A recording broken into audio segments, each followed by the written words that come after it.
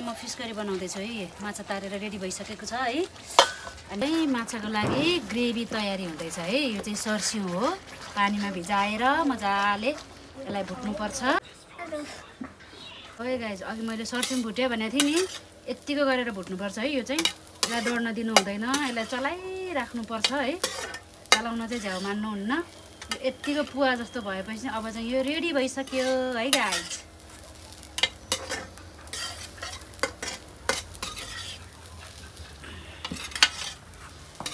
म यसलाई निकाल्दैछु।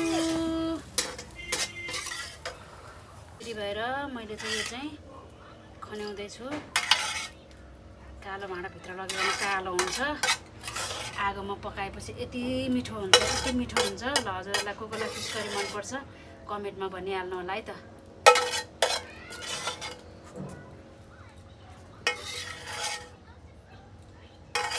लिएर भित्र जाँदैछु।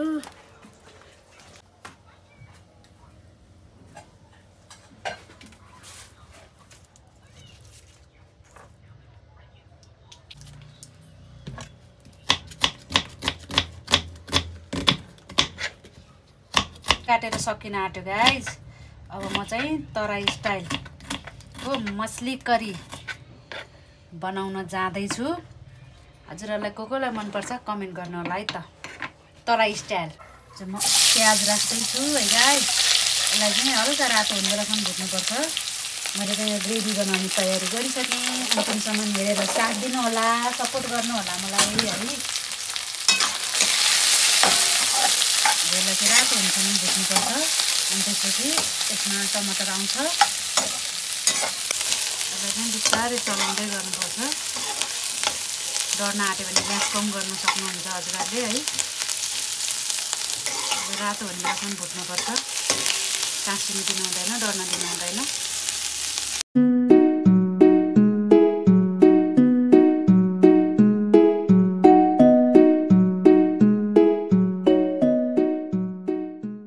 प्याज चाहिँ यत्तिको हुनुपर्छ है गाइस, यत्तिको हुनुपर्छ। अब यसमा मैले ग्यासलाई सानो बनाएँ है। अब यसमा मैले नुन एड गर्छु अलिकति। नुन चाहिँ स्वाद अनुसार राख्न सकिन्छ है।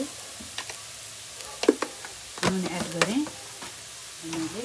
अनि त्यसपछि यसमा मैले थोरै धनियाँ पाउडर,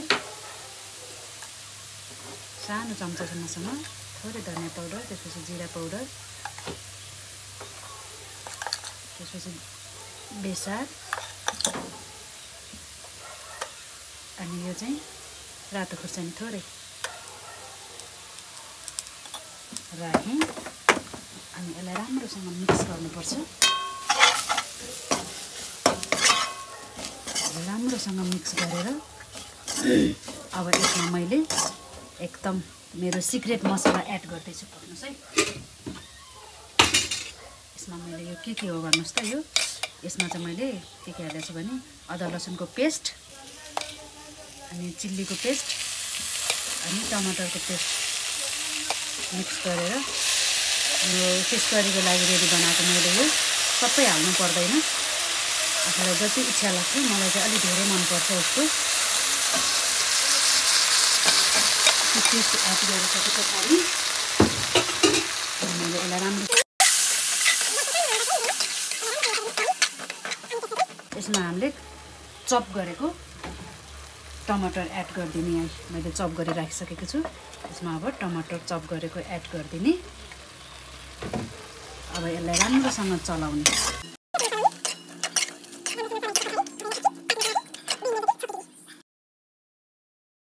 यो 2 मिनट भइसकेको छ। कस्तो भएछ हेरौँ है त। यतिको भएछ। अब मैले अझै सर्स्यौ भुटेको थिएँ। अब त्यो सर्स्यौ भुटेकोलाई चाहिँ यहाँ यसमा एड गरिदिन्छु। मैले चाहिँ यति धेरै सर्स्यौ किन लिएको भन्दाखेरि 1 किलो फिस करी बनाउँदैछु है। म चाहिँ 1 किलो फिस करीमा चाहिँ मैले झन्डै 1 पाउ सर्स्यौ राखेको हुन्छु है। यसमा ग्रेभी राम्रो आउनको लागि, ग्रेभी राम्रो बाक्लो हुनको लागि चाहिँ मैले यो यसमा एड गरेँ। अब यसलाई राम्रोसँग मिक्स गर्नुपर्छ।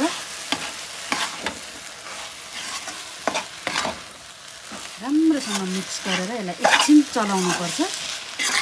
डढ्न दिनु हुँदैन।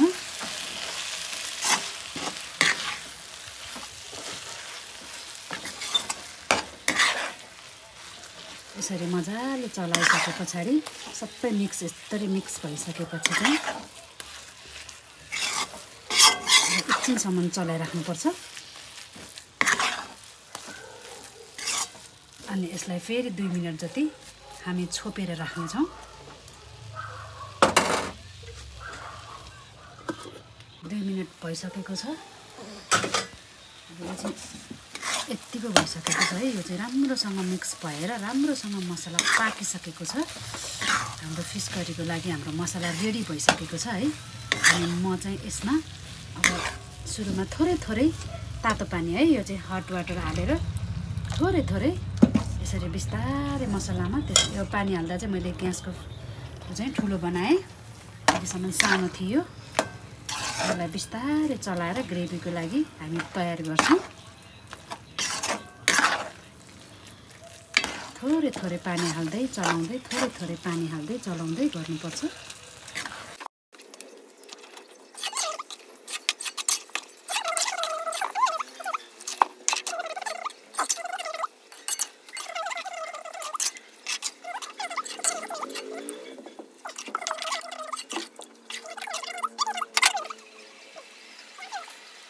हाम्रो फिस करीको रस चाहिँ रेडी भइसकेको छ। फिस करी है, यो चाहिँ अन्त यहाँ हाम्रो चाहिँ यहाँ 6 जनाको लागि बनाएको हो यो, त्यही भएर धेरै छ। अब यसमा चाहिँ मैले यो एड गर्दैछु है। झोल उम्लिसके पछाडि चाहिँ हामीले खास गरी माछा यसरी राख्ने हो क्या, माथिबाट यसरी राख्ने हो है। मैले यसलाई राखेँ।